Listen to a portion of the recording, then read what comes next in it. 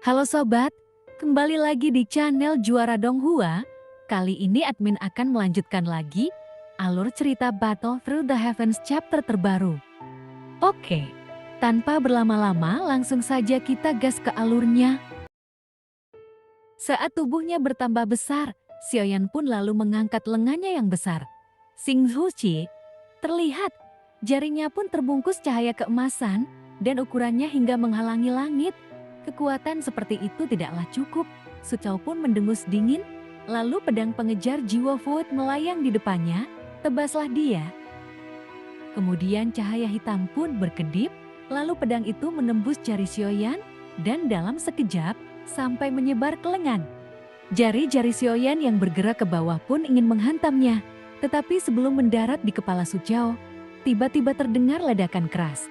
Ini, jari-jari Xiaoyan pun langsung terpotong, dan tidak hanya jari saja, tetapi juga telapak tangannya bahkan menjalar hingga ke lengan, semuanya pun terpotong. 7 langkah Jianshen. Saat ini, Xiaoyan pun tidak peduli dengan lengannya yang patah, sebaliknya, dia melangkah maju dengan telapak kakinya lagi. Jejak kaki yang besar terlihat jatuh dari langit, dan di bawah tubuh dewa asli. Setiap langkah yang diambil Xiaoyan sepertinya agak sulit. Semakin kuat tubuhnya, maka kekuatan 7 langkah mengejutkan ilahi juga akan berlipat ganda. Namun, kini Su Chao pun menghela nafas pelan, kemudian pedang pengejar jiwa Void hitam di hadapannya sudah meraung, jaring pedang. Saat ini, cahaya hitam menderu di udara, dan itu nampak membentuk jaringan yang seolah-olah terbuat dari garis-garis hitam yang menutupi langit dan matahari. Kemudian, ia pun melewati 7 langkah Xiaoyan. Kemudian terdengarlah suara mendesing. Pada saat yang sama, yang terjadi pada langkah ke-7 Xiaoyan, semua terpotong menjadi potongan-potongan yang tak terhitung jumlahnya. Terlihat, seolah-olah ia tidak mempunyai setengah kekuatannya, dan tidak ada cara untuk bersaing dengannya. Su Chao pun berkata, "Jangan bandingkan aku dengan si idiot Jilin, karena dia hanya berhasil menembus ke level ketiga. Bahkan hanya 1 sumber yang dibuka, dan saya telah membuka ketiga sumber tersebut. Trik Anda di depan saya itu sangat mudah ditebak, karena tingkat ketiga yang disebut Juyuan itu, semakin open source, semakin kuat aturan yang Anda kendalikan." Nampaknya, Xiaoyan pun sudah merasakan kesenjangan yang luar biasa, dan rasa penindasan yang sama sekali berbeda dibandingkan saat bertarung melawan Julin. Artinya, kekuatan yang melihat Su Chao di depannya jauh lebih kuat. Namun sebenarnya Zhu Xingzi juga bagus, karena 7 langkah yang mengguncang ilahi ini bisa dianggap sebagai salah satu metode terkuat Xiaoyan saat ini. Kemudian, saat ini, lengan Xiaoyan yang patah terlihat memiliki cahaya keemasan yang mengalir. Segera dalam sekejap, itu dikondensasi kembali, dan pilar Tianjun sekali lagi bangkit mengikuti bentuk tubuh Xiaoyan. Dengan bantuan dari Ding Mo, pilar Tianjun memancarkan tekanan yang kuat. Lengannya tiba-tiba memeluknya, dan kekuatan surga tercurah. Kemudian dia pun menghantamkannya ke arah Su Chao. Pilar Tianjun adalah harta paling berharga dari klan dewa asli, dan setidaknya Xiaoyan tidak akan terpotong-potong lagi karenanya. Lalu pilar yang menghalangi langit itu, saat ini telah jatuh dari langit. Selain itu, tubuh Xiaoyan pun ukurannya sangat besar, hingga hampir menutupi separuh langit dan nampak seperti dewa. Di hadapannya kini, hanya seperti ada sosok sebesar semut, dan setiap serangan musuh itu dengan mudah diselesaikan olehnya. Jadi jelas, Su Chao pun dalam posisi yang kurang menguntungkan. Namun, Xu Yueli yang sudah menangani 2 orang yang tersisa saat ini, dia pun tidak segera bergabung dalam pertarungan antara Xiaoya dan Tu Chao, tetapi tetap menunggu komando Xiaoyan. Xu Yueli berkata, "Sekarang bukan waktunya mengambil tindakan." Namun meskipun ayah kuat secara fisik, tapi ilmu pedang orang ini sangat menakutkan. Jin Gang mengandung kekuatan aturan yang kuat, maka itu dapat dengan mudah menembus pertahanan ayah, dan itu sulit untuk dihadapi. Lalu saat ini, Xiao Yueli pun berdiri dalam kehampaan, dia pun bersiap. Kapanpun seorang prajurit Taixu mendekat, maka sabit kematian di sebelahnya akan diayunkan, dan memotongnya menjadi beberapa bagian dalam sekejap.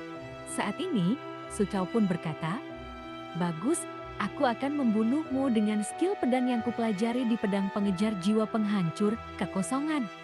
Teknik pedang ini disebut pengejaran jiwa, dan penggunaan pedang yang sebenarnya hanya dibutuhkan satu pedang untuk membunuh musuh. Dan ini adalah yang disebut pedang pengejar jiwa. Nampak? Chu Chao pun tidak takut dan terus melawan. Kemudian saat ini, ketika menghadapi bayangan besar yang muncul, pedang pengejar jiwa Fue telah terbang kembali. Itu dipegang di telapak tangannya, lalu nampak bila pedangnya terus bergetar. Terlihat energi hitam yang diubah dari jiwa yang dirugikan berjuang keras, kemudian dia perlahan mengangkat pedangnya. Di saat dimana pedang itu menyerang, maka itu akan meninggalkan serangkaian bekas bayangan setelahnya. Dan sepertinya, jiwa tak berdosa yang tak terhitung jumlahnya di pedang itu sepertinya dilepaskan olehnya dalam sekejap, dan mereka pun nampak meraung kesakitan. Lalu pedang itu bergegas menuju pilar Tianjun dan melintas di atas kepalanya. Su Chao pun berkata, "Semua yang kamu lihat adalah palsu, dan yang disebut kebencian, itu hanya kebencian belaka. Maka aku memadukan kebencianku ke dalam jalan pedang, kemudian menggunakan aturan untuk memotong pedang ini, maka itu bisa menembus kekuatan yang sangat besar." Kini terlihat, jiwa tak berdosa itu mengaum pada saat bertabrakan dengan pilar Tianjun, dan kemudian itu berubah menjadi pedang yang sebanding dengan ukurannya. Saat ini nampak, kekuatan luar biasa dari keduanya saling terkait. Kemudian Xiaoyan pun mengaum di pilar Tianjun, dan ia juga membawa kekuatan aturan. Kekuatan tubuh abadi pada dasarnya mengandung aturan. Hanya saja Xiaoyan belum bisa mengontrol aturannya. Jati kekuatan yang dia keluarkan datang dengan kekuatan yang begitu kuat. Suara yang memekakan telinga pun kini terdengar, dan itu seperti meteorit yang jatuh ke laut, kemudian melancarkan gelombang besar dan menyapu seluruh bintang Hongmeng dan kehampaan. Namun hebatnya, pilar Tianjun pun tidak menunjukkan tanda-tanda fragmentasi, karena bagaimanapun, itu adalah harta karun tertinggi dari klan dewa asli. Tetapi lengan Xiaoyan yang memegang pilar Tianjun hancur berkeping-keping saat ini. Meskipun Xiaoyan mempunyai tubuh fantasi emas dan kulitnya memiliki kekuatan pertahanan yang kuat, namun itu pun juga tidak dapat menahannya. Kini lengannya yang seperti kristal pecah dan mulai rusak. Darah emas muncrat, lalu terdengar suara retakan tulang.